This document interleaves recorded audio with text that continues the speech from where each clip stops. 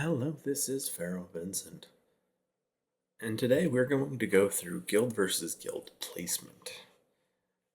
My previous parts of the series has all been about specific hero classifications, right? Tank, healer, DPS, part of the Holy Trinity. And so today's video is just really going to be about how to put those puzzle pieces together to make a decent composition. Now, I'm a firm believer that no composition in this game is completely and utterly unkillable. Yes, you may not be able to take the heroes out, but there's usually a strategy that can work to get you past certain heroes and certain composition. I will say that some are very, very difficult, and that's the point. We really want to make the difficult ones or the ones that are nigh unpassable without perfect timing or perfect BP or whatever the case may be. So at the highest level of play, BP absolutely plays a role, but having a correctly built hero for the job that they're trying to do does matter, right? And a great example of this would just kind of be, what does Maul do in this composition, right? This Maul is not built for damage. It's literally built, I mean, you can't see it right now, but he's literally built just for attack speed and rage regen. Again, he's my supporting DPS. I'm not worried about him doing a ton of damage. I want him to make sure that Sargok can kill everything.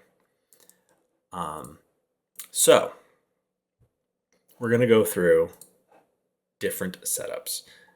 The key components of these setups, though, I'm going to work as a role rather than as a specific hero necessarily, although please watch my previous videos on which heroes can really work into what spaces, because you will start to understand partially why I'm making certain decisions, but also why you need key characters in key spots.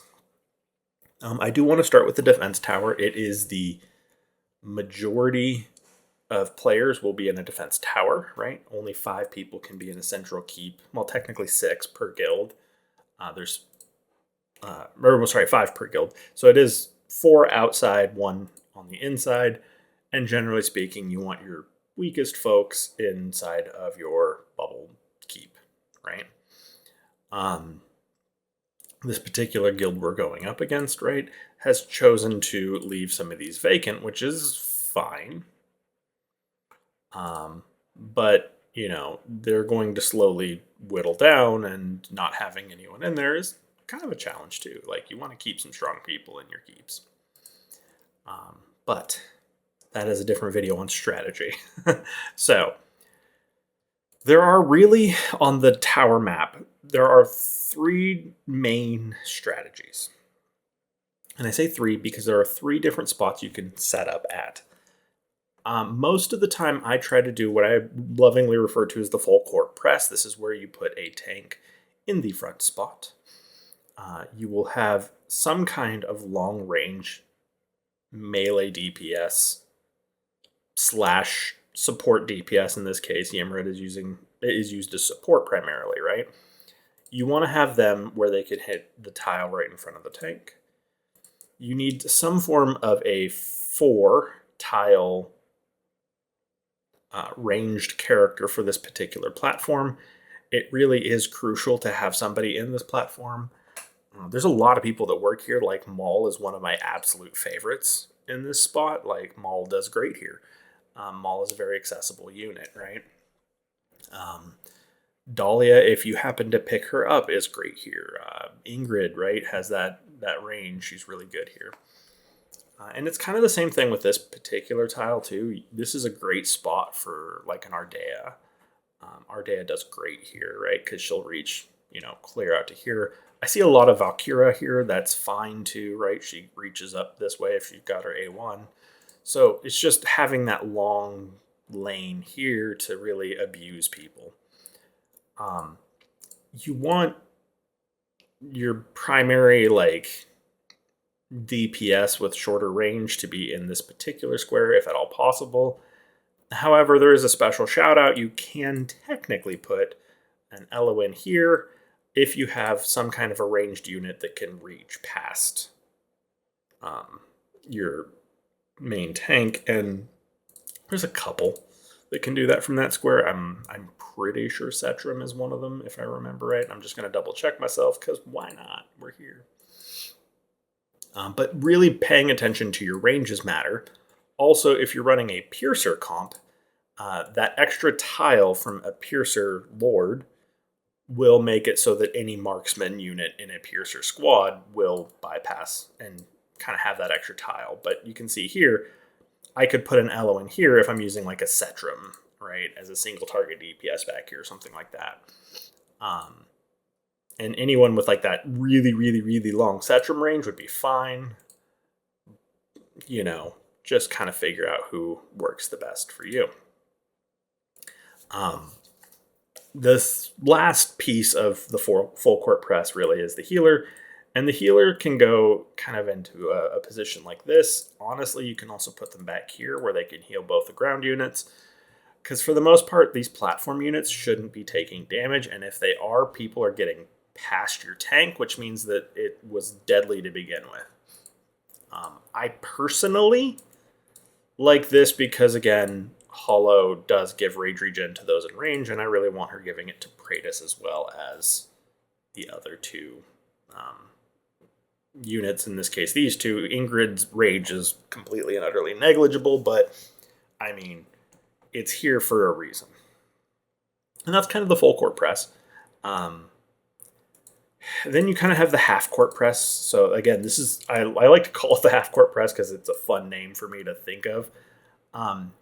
These would not be great units for this, and you'll understand why in about 10 seconds. So the key element with a half is where are you putting every single person? So in that particular instance, you really want your tank here. And the reason being is, again, if you do not have a tank in this spot, you cannot use these squares because people will die.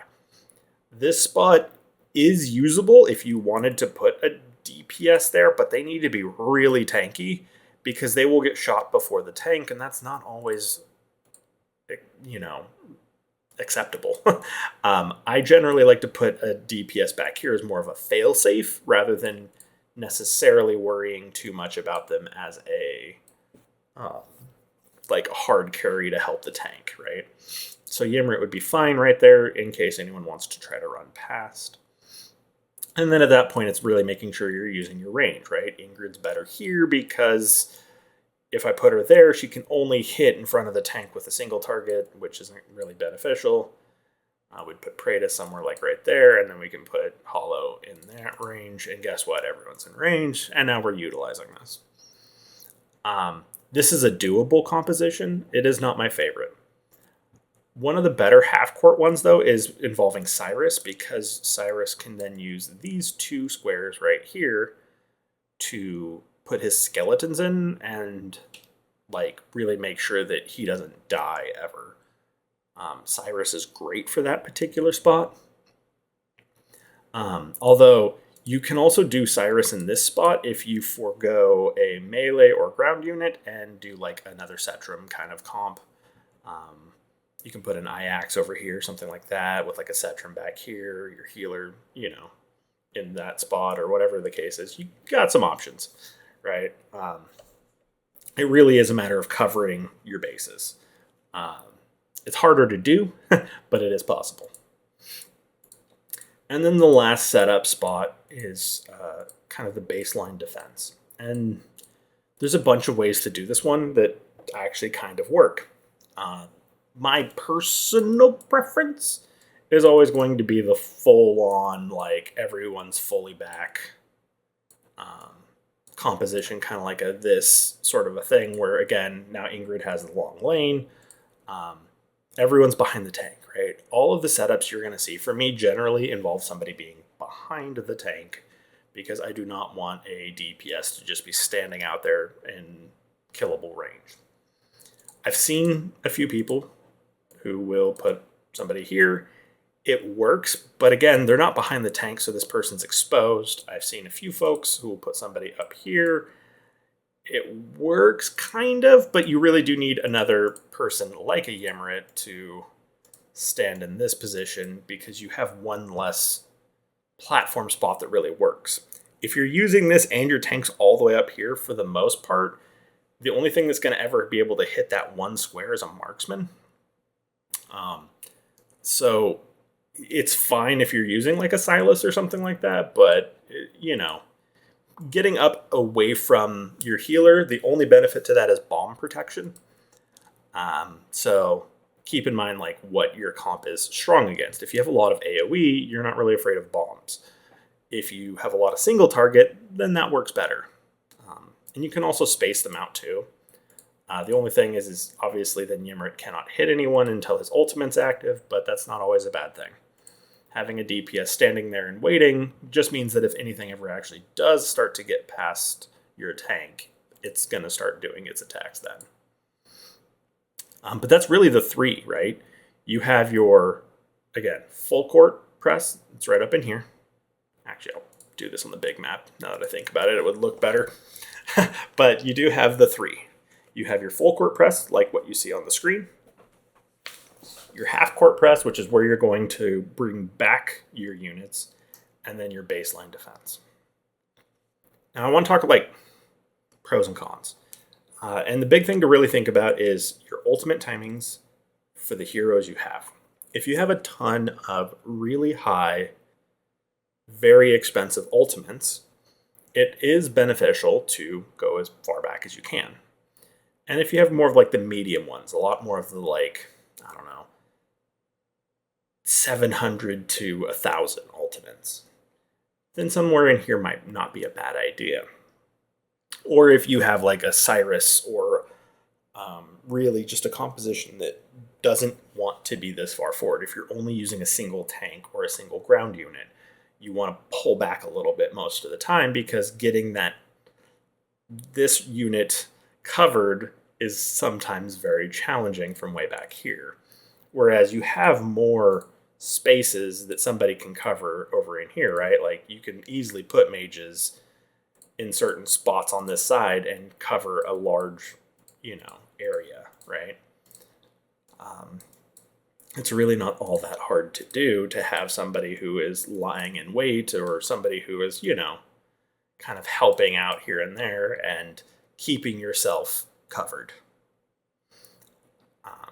I also like, if you're ever going to worry about somebody just trying to run past you, you can always put like an eye or something like that back here and just basically trap up all of these squares so that if anything does get past your tank, it's not doing much. So that's why the half works pretty decent. And again, the baseline, the big issue with it, the big pro is that you have more time for your ultimates to build up. So if you're all the way back here, you have that time for your ultimates to build up. You have that time for Hollow's effects to go off and to really be able to, build up those ultimate timings in between waves. The bad thing, though, is it's a lot easier to stack up, right? You could have a lot more of these slow units that are slowly making their way across the map. And then when they reach you, somebody's going to drop some dogs, and then the dogs are going to run past and kill you. And there's time to do that. Whereas if you're further up on the map, you don't have that same timing, right? You're going to start dealing DPS while they're still building cost. So for them to get to their 10 cost, you're already dealing damage. Whereas back here, you may not be dealing damage until they've already got their second set of units incoming. So you have to worry about speed attacks.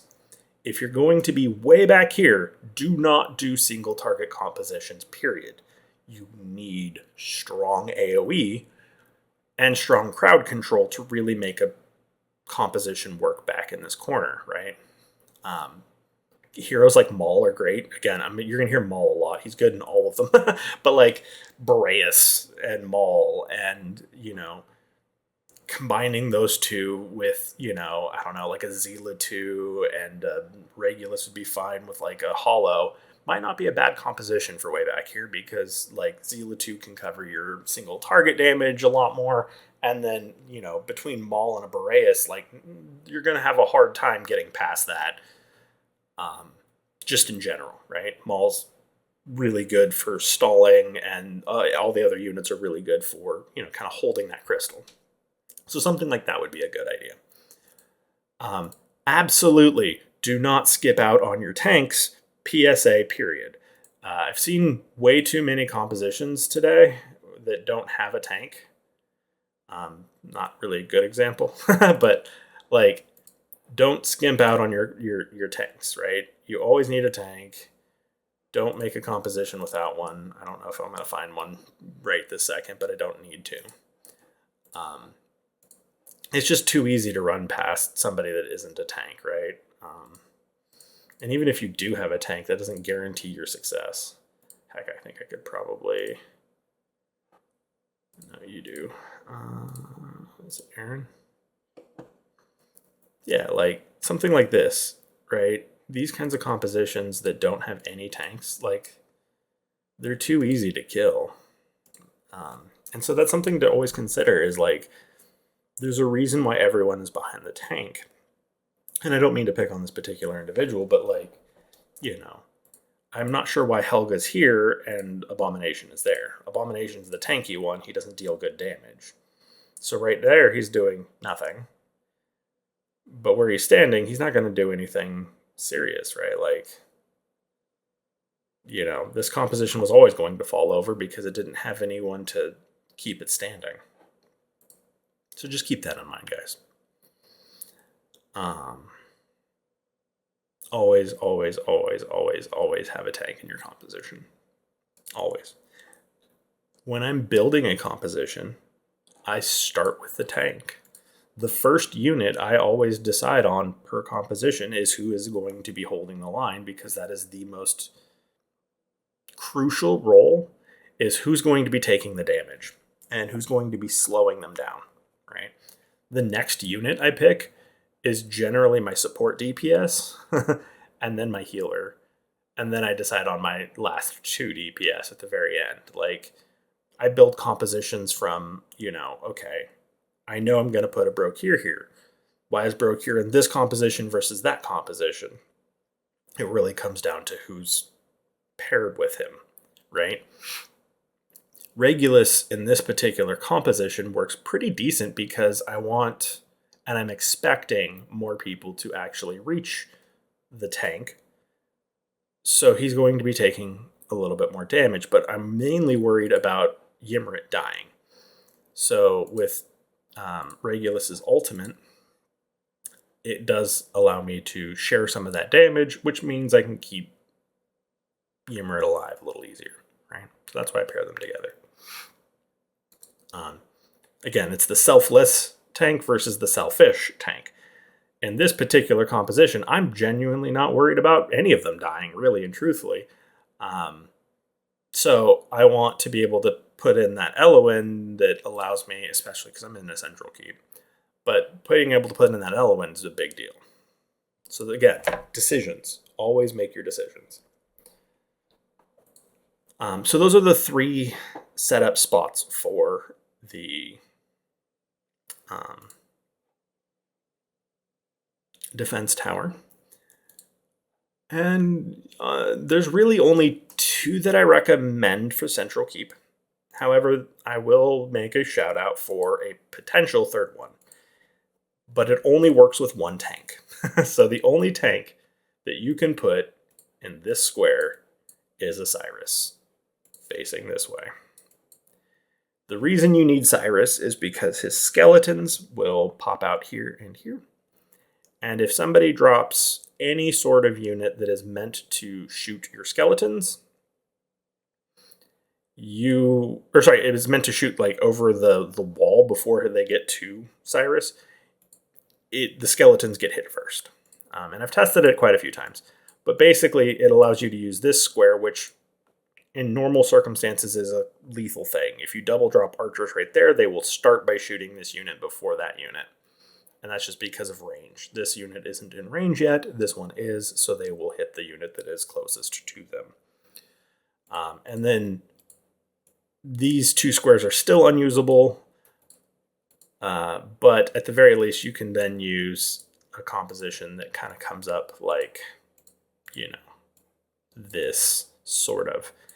But you'll still see the problem that I have with it, which is you kind of don't have a lot of great final options. if you were going to do something like this, I'd recommend like a Dahlia back here facing that way. I mean, Ingrid, I guess, could work in that spot, but I like Dahlia better because she does have the longer range. And so you'll have those little like slow flowers up there, which makes it harder for them to burst the tank down. But that's like the only one I can think of that genuinely works here. My preference is between the mid-quart or the crystal. And the same pros and cons are true of both of these, except the considerations are different. So what do I mean? The first thing is when you're going to the back spot, there's a couple of awkward things for range. And the first one really is, mages don't do great in this spot. But if you put them in this one, then Captain Maw will kill them. So Captain Maw has that 2-tile range. It's still slightly better, in my opinion, to have your melee DPS here, or sorry, your one of your DPS right here, just because it generally works better. But then your healer can only heal one target over here, and that's not always the benefit. Like, that's not a great thing. So, again, kind of like the previous composition, my main concern isn't necessarily that I'm not going to do enough damage with this composition, it's that Ymrit's going to die. So the way I circumvent that, and actually I'm going to go Ingrid and then Ymrit. The way I've circumvented that is by having Hollow down one square, so now she can also benefit him for some rage regen, because again, I need his rage up as much as possible. He's my only real reliable source of crowd control. Granted, he is a lot of it. And she will help to keep him alive. And again, Regulus is also there to help keep Ymrit alive so that he can more or less just stop people from overrunning me. That's literally his only job, is just to stop people from running past. And he does a great job of that even when he's flying, because that slow is very serious, and I don't need very long for Ingrid and Praetus to kill things. Just don't. I don't need that long. So that's why this composition is the way it is. This back corner is relatively safe. There is a couple of ways to kill the unit back here, though. The easier ways to do it, there's two of them. You can set up a bomb. So if you max out the block on the tank, and then get your rolly dudes through to hit this particular unit in the back, you can bomb this, which would then kill that unit. It's not easy to bomb. It's very timing related, which is why I don't mind it as much, because if somebody has the skill to bomb me, good on them. It's not easy to replicate. Whereas the second way to kill a unit there isn't very reliable.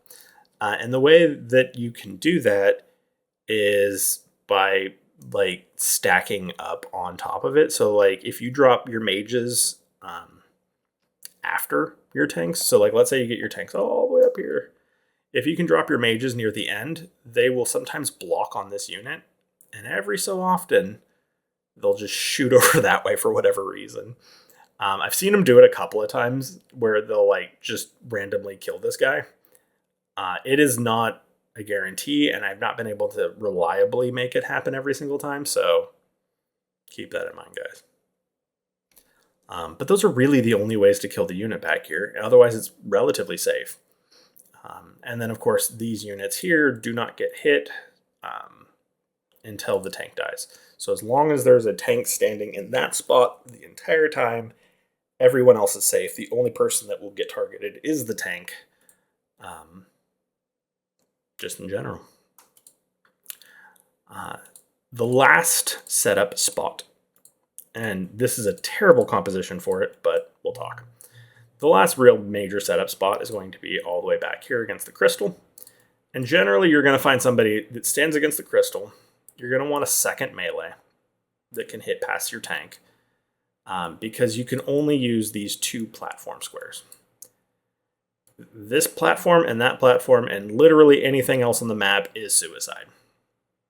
So because of that reason, you only get the two platform spots that can be utilized. So you do not want to do 3 platform units back here. But It does lean itself pretty well to a Nightmare comp. Nightmare comps I generally see back here. There's some weaknesses, right? Obviously, stack up and run past is kind of how I generally beat those. Because, like, Arrogance is not a strong AoE DPS, and then there's usually a Hotsit right there. And the problem with pairing Hotsit and Arrogance together is you have, like, 0 magic resist. So it's really easy to pick, all of the physical resistance demons and, like, just stack up and run past. Because, like, a Torador is not going to do it, right?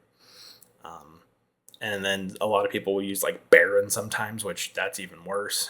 Yeah, you get 8 block from those, woohoo, but it's not great. Or I've seen people use like, I don't know, a few other units, but you really need like some serious AoE DPS if you're going to do that. Otherwise, you're just going to get overran. So I actually would almost say that like if you're ever going to run that kind of a Nightmare comp, putting an Ardea back here is actually better than an Arrogance. And then putting an Arrogance behind the Torador with your healer back here and all that other stuff would be kind of my recommended setup, just because then you're not going to be nearly as weak to overrun. And like no one's going to get past you flying because like you have an Arrogance and a Hotsit. Like they're not going to get past. The flying isn't the problem with that composition. The problem with that composition is literally surviving the swarm.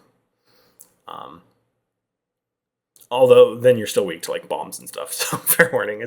I don't know. I'm not a big actual fan of Nightmare units. I find that like Nightmare comps are kind of easy to pass. But again, those are your 3 spots, right? In both maps, you have 3 sections. I tend to favor the middle. The middle section on Stronghold maps just generally is a better strategy for almost every composition. It doesn't give you as much time to stack up. Even that Nightmare composition that I was mentioning does do a little bit better over here, right? Like putting a Torador there and like a Arrogance here, right? Put your Hotsit down in this section. You can use the healer like Hollow over here. And then for this spot, you could literally use any magic DPS that you think would be smart there because it's going to work pretty decent. And again, Arrogance and Hotsit down in this section, nothing's going to fly past them. So at that point, you'd want some like really good magic slow and CC over in this section. So things like that work really well. So keep that in mind. Some suggestions, some ideas. But yeah, like you really can use just about any set of units down in these sections, right? I find way too many people get stuck on, oh, well, I don't have Brokir and Valderon and Sargok. Okay, well, then this setup doesn't really work for you, right? Like, you're not going to do that. What is your units trying to do? I'm using a Maul. Maul works great here or here, right? You can put Maul in either part because he works wonderful in this setup, right? Maul's whole job is just to make it so that things can't swarm you. That's it. That's all Maul's there for. Yeah, you can have him deal damage, but you don't need him to. Boreas works great in here. Boreas works great down here. Heck, if you don't have either of those, Mari works great down here with a Maul up here. If you wanted to make an all epics team, you could put like an Isolde here, Vortex there, have your Maul, have your Mari, right? And then you need some decent DPS, right? So you have your option, right? Whoever you want to put on the ground there that works for keeping your swarm down. Because, like, you're just trying to wait out the clock on something like that. Like, that's what you're trying to do. Oh my gosh, I'm getting sidetracked. But yeah, you're waiting out the clock. That's what I want to stress to everyone, right? If you wanted to do like an all-northerner team, right, for something like that, heck, Shamir actually wouldn't be terrible there, even though he's a single target mage. Valk and would be great for that melee spot. Why not? She does hit air when her ultimate's up, and no one's going to be running past you with that composition. And then that's somebody to keep your Isolde up. But oh yeah, that's right. I wanted to say stick with epics if I can. Oh, Log's fine. Estrid's fine, right? Like I wouldn't use Bruner ever. Um, sure, we could use Voroth. Why not? Right? These are all good units. I mean, Estrid, I love Estrid. Estrid's great, but that's beside the point. There's a reason she's A5, and I had to use all, Epic Hero Soul Stones because I think I've only ever gotten the one copy. But, like, Estrid's great. Don't sleep on how much damage she does. She does so much physical AoE damage, it's insane. So if you happen to have her, great. I mean, there's so many other units that you could use, right? Like, pick. Like, almost all of these units would be great for that kind of a composition. Or, heck, I think even, like, Scorch would be good because he has that 2-tile range, right? So he could hit past the tank and he deals AoE damage. And it's magic damage too, so you don't even have that issue with like having too much physical from like Maul doing AoE and your melee. So just think about it, right? I'm giving these suggestions not because I recommend those heroes as like, oh my god, this composition is going to survive everything. No, an Epic's only team will not have the stats to beat out a team in, Platinum. But replacing a few of those epics with legendaries as time goes on absolutely will. And, even my teams where I'm only using one epic hero aren't going to hold up forever, right? This team isn't unbeatable. This team isn't unbeatable. I've seen people beat these teams. But I use these heroes, specifically these epic heroes, because they do a function that I absolutely need for that composition.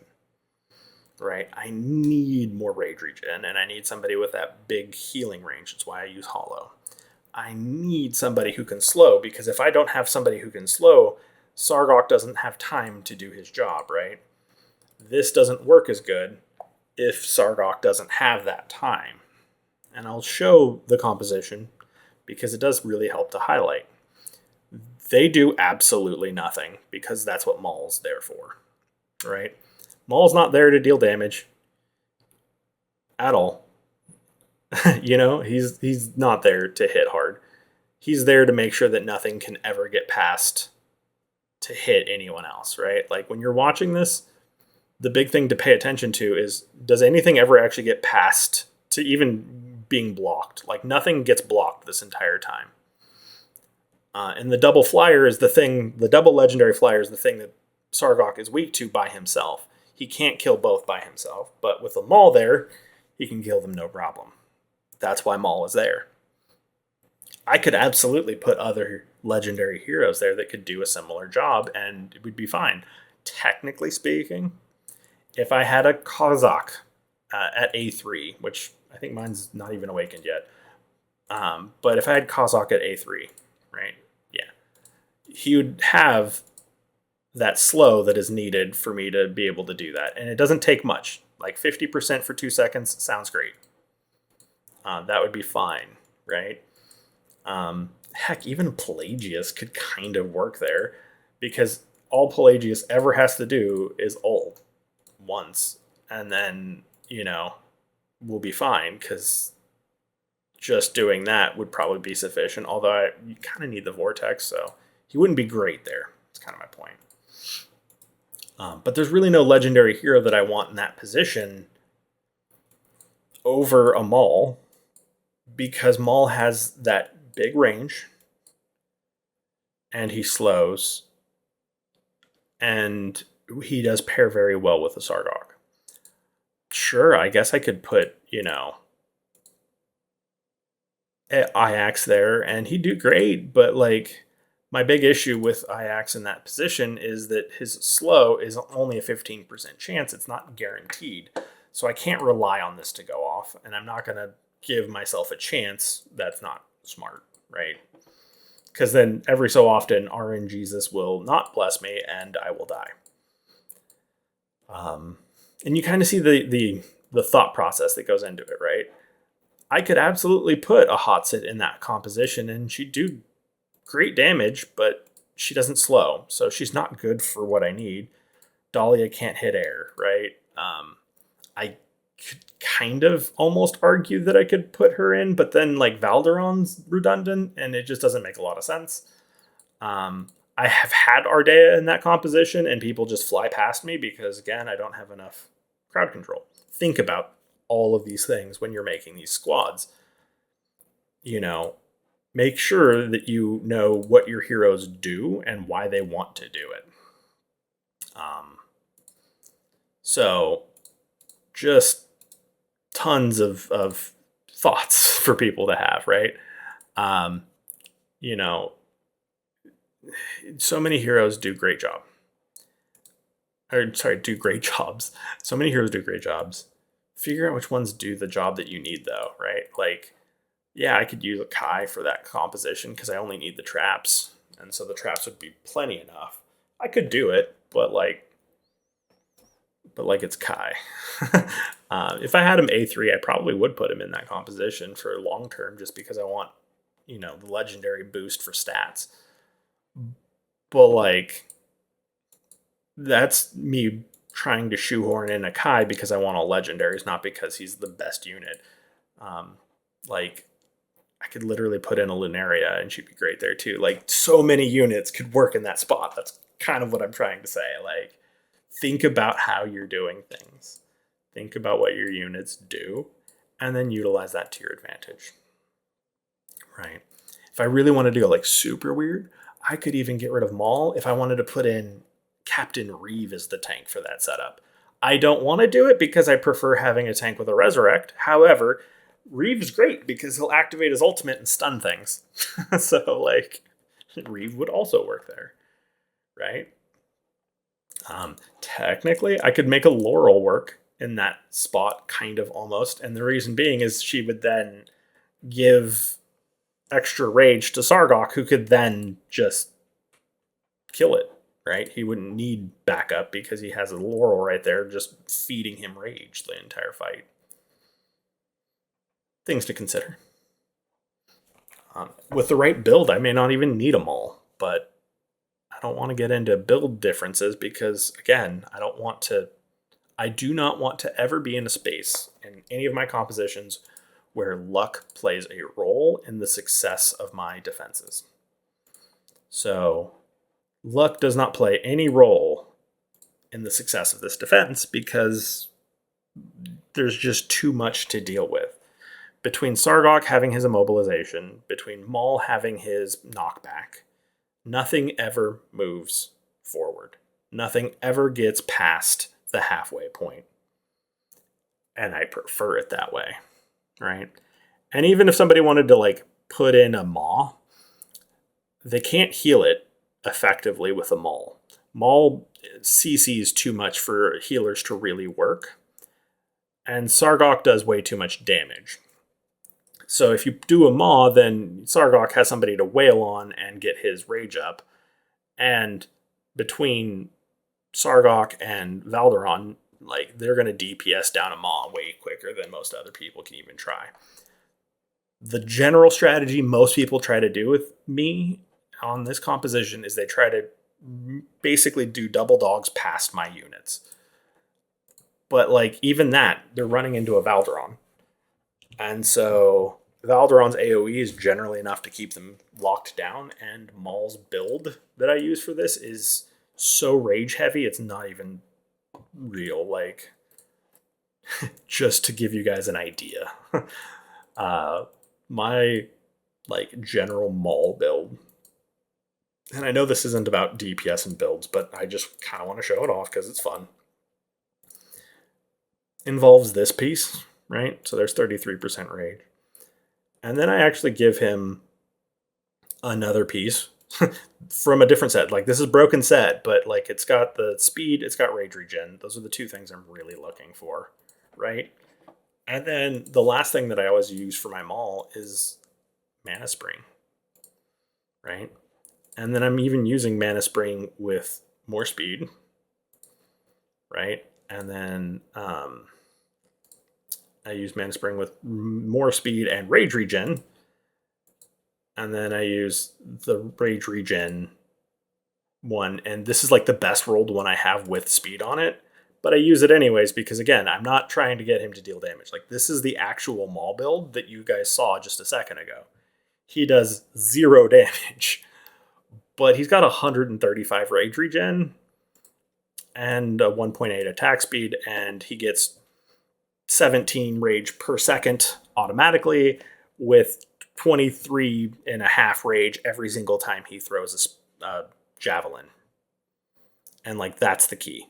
Is like, those are the things that Maul is doing. And you saw how much his rage is coming back up because he also has an Eloin.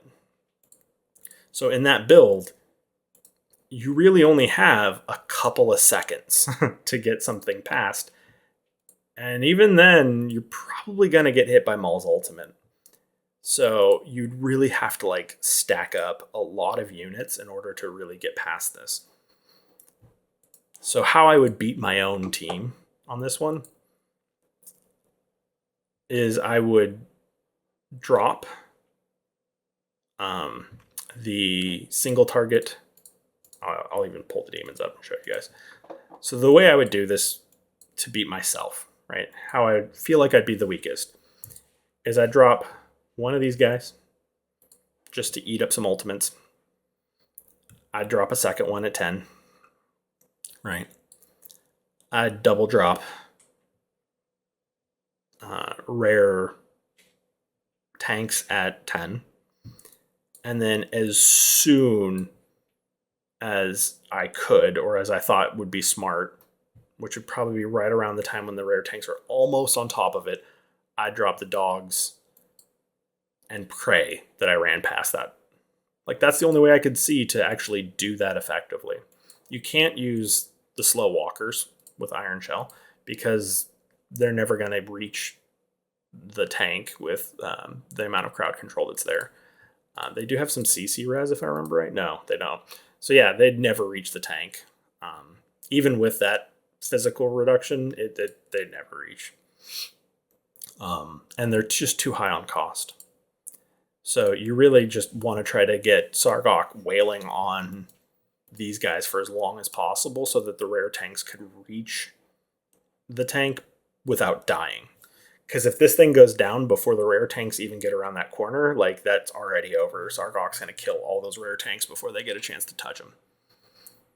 So you can see why timing is huge for something like that. Like, it's really not easy to beat that composition. That's why it is the way it is, and that's why Maul is in that spot.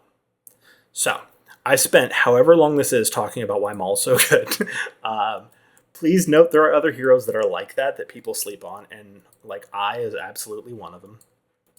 Theowen is decent. Theowen does struggle from the same thing that I just mentioned on, like, too much physical. So with Theowen is better if you can pair him with a high damage magic damage person, right? Like somebody who has high AoE magic damage, like a Boreas or something like that. Somebody who has secondary CC, because by himself, his slows are great. With somebody who can assist that, he's amazing, right? Greed is actually really, really good at A5, right? This is a huge slow, 75%, and it's such a cheap cost. Like, 400 cost is nothing. And you can get it down to 300 cost, which is a joke. And with, like, a build like what you saw with my Maul, heck, it's still on him. With a build like what I have on Maul, like, you could get that thing up real fast. Like, this greed would absolutely be rough to deal with, because that's still 17 rage a second and the same 23.5, right? So, like, you'd be literally hard pressed to ever get through a slow on this greed. Like, he's going to have slows down the entire fight. So think through these things, right? When you're building, when you're trying to do things, when you're trying to really min-max out what units are doing in your rosters, always think about who is going to be countering your enemy's win condition against your top DPS units, right? Ymrit is here because he has that ultimate and he inflicts those Winter's Bites, right? Ymrit is also there because I do have him A1. I got lucky. So he does also inflict a freeze when he casts his ultimate. So again, he has that hard crowd control just for casting it. And then he has additional crowd control after that when he is kind of passively knocking into enemies. He also has just a base skill that you can't really see on a lot of these, if I remember right, that just inflicts slow around him, right? And so it's really nice, like when you deploy him, he has a deployment skill, which, again, isn't actually something you can see from that screen, but if you go to Ymrit, there, and then you look at his base, when deployed, unleashes a slow within 2 tiles. This doesn't generally go away. I've not seen it ever like disappear. Yeah, it's only 25%, but hey, it gets a little bit more. And it increases the duration of freezes, so as people get closer to him, they hate life.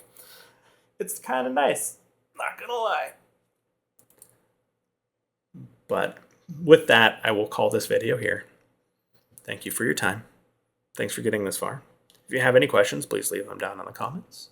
If you like this kind of content, please consider giving the channel a subscribe, like my videos. It really does help with the algorithm as well. Please do hit that notification bell. You're going to get a lot more Watcher of Realms content there.